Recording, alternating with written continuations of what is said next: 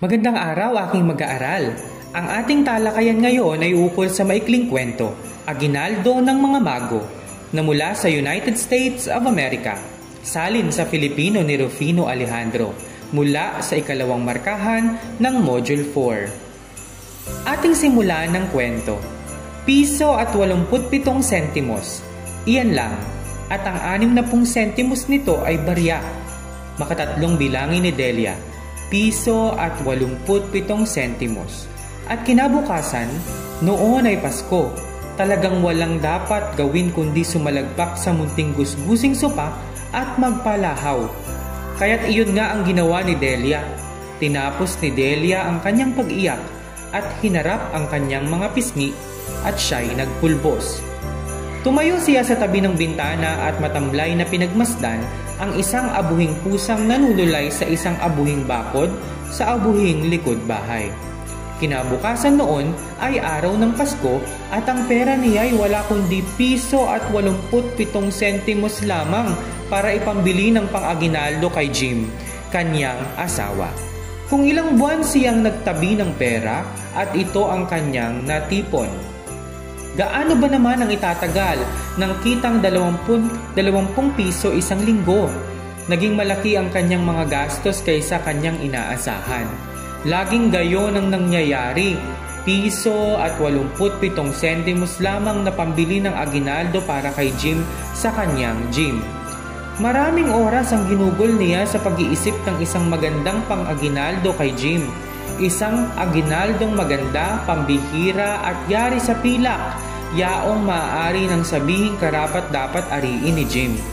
Kagyat siyang pumihit at nilisa ng bintana at humarap sa salamin.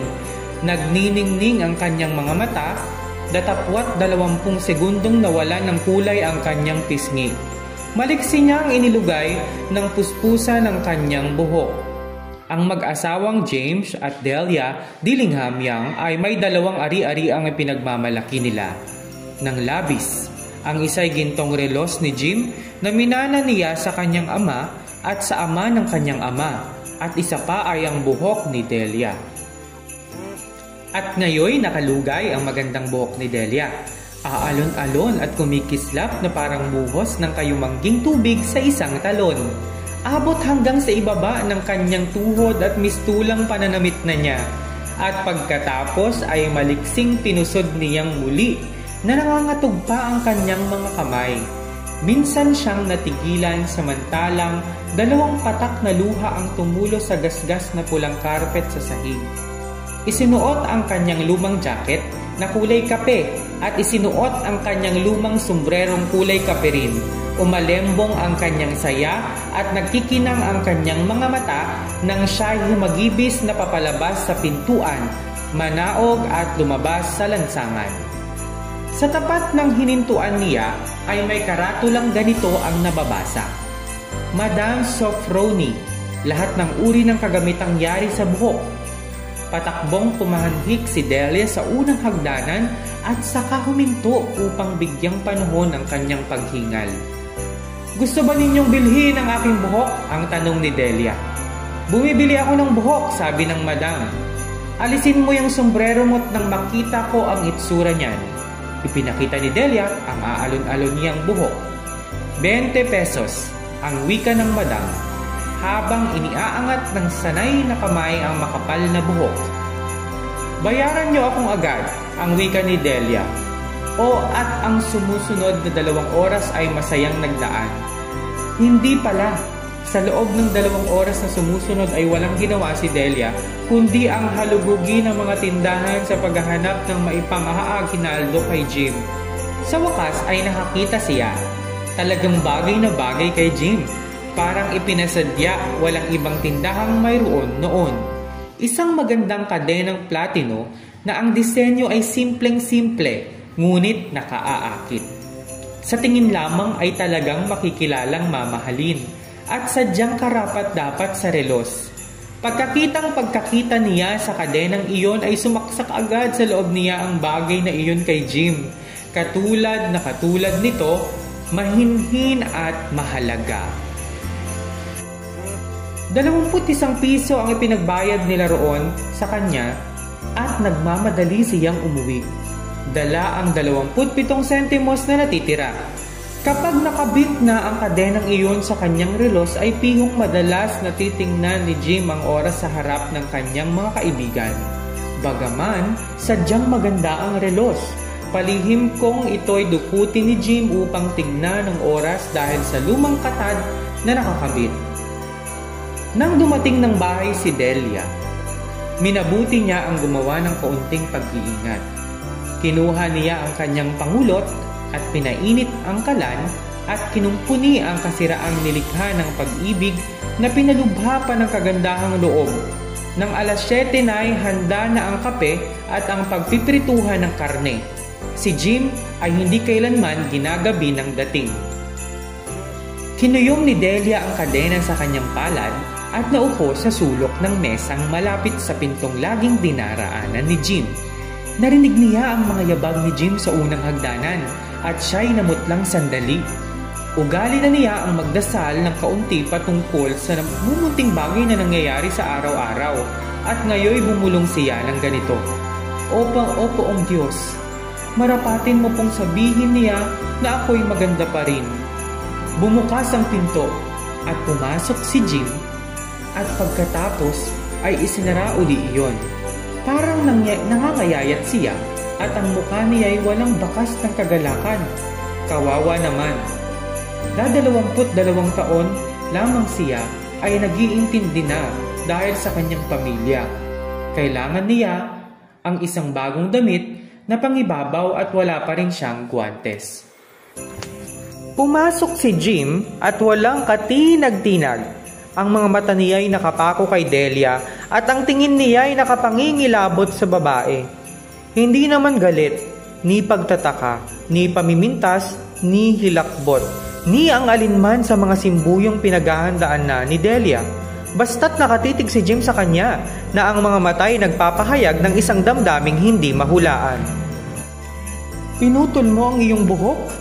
Ang tanong ni Jim na parang nahihirapang magsalita. Ipinuputol ko at ipinagbili, ang wika ni Delia. Hindi ba gusto mo rin ako kahit naputol ang aking buhok? Dinukot ni Jim ang isang balutan sa kanyang bulsa at inihagis sa mesa. Huwag ka sanang magkamali tungkol sa akin, Delia, ang wika niya. Sa palagay ko'y walang makababawas sa aking pagkagusto sa aking giliw dahil lamang sa buhok o sa pabango o ano paman. Datapwat kung bubuksan mo ang pakete ay mauunawaan mo kung bakit ako nagkagayon noong bagong dating ako. Ang balutan ay pinunit ng magpuputi at magagandang daliri at isang malakas na tili ng galak at pagkatapos ay isang hagulgol na sinasabayan ng pagdaloy ng masaganang luha. Pagkat ang dala ni Jim para sa kanya ay mga suklay, isang huwego ng mga suklay na malaon ng inaasam-asam ni Delia mula nang ang mga iyon ay makita niya sa isang bintana ng tindahan sa Broadway. Idinaiti niya ang mga yaon sa kanyang dibdib at sa wakas ay naitaas niya ang kanyang pagningning hilam sa luha at winika. Mabilis humaba ang buhok ko, Jim. At si Delia ay lumuksong animoy isang pusang napaso at ang sabi, Oo, hindi pa nakikita ni Jim ang magandang aginaldo sa kanya. Iniabot iyon ni Delia sabay pagbubukas ng kanyang mga palad. Ang mahalagang metal ay kinang nagaya ng apoy ng kanyang kaluluwa. Hindi ba maganda, Jim? Hinalugog ko ang buong bayan para lamang makita ko iyan. Pihong matitingnan mo na ngayon ang oras kahit makasandaang beses maghapon. Akin na ang relos mo. Tingnan ko lamang kung gaano kaganda kung maikabit na ang kadena. Sa halip na ibigay ang hinihingi, si Jim ay napahiga sa sopa at iniuna ng kanyang ulo sa kanyang mga palad at saka ngumiti. Delia, itabi muna natin ang ating mga pang-aginaldo at itago natin ng ilang araw. Sayang na gamitin agad ngayon ang mga iyon. Ang relos ay pinagbili ko para maibili ng mga suklay para sa iyo. Mabuti pa'y prituhin mo na ang karne. Gaya ng alam na ninyo, ang mga mago ay mga taong marurunong, napakarurunong, at sila ay nagdala ng mga alay sa sanggol sa sabsaban. Sila ang may imbento ng pagbibigay ng mga aginaldo kung Pasko. Palibhas ay marurunong pihong ang kanilang mga alay sa sanggol. ay may mga magagandang kahulugan. Marahil, yaong maaaring ipinagpalitan kung sakaling magkakapareho. At dito'y pinag-inutan kong isalaysay sa inyo ang simpleng kasaysayan ng dalawang taong nakatira sa isang abang tahanan, na buong talinong nagsakripisyo para sa isa't isa, kahit na mawala ang lalong mahalagang ari-ariang ipinagmamalaki ng kanilang tahanan. Ngunit parang huling paalala sa marurunong ng ating kapanahunan, dapat sabihin dito na sa lahat ng nagbigay ng aginaldo, ang dalawang ito ay siyang pinakamarunong. Sa lahat na nagbigay na tumanggap ng aginaldo, sila ang pinakamarunong. Sila ang pinakamarunong sa lahat ng dako. Sila ang mga mago. Narito ang sanggunian para sa akdang ito. Nawa ay natutuhan ninyo ang maikling kwentong aginaldo ng mga mago. Magkita-kita muli tayo sa susunod na video.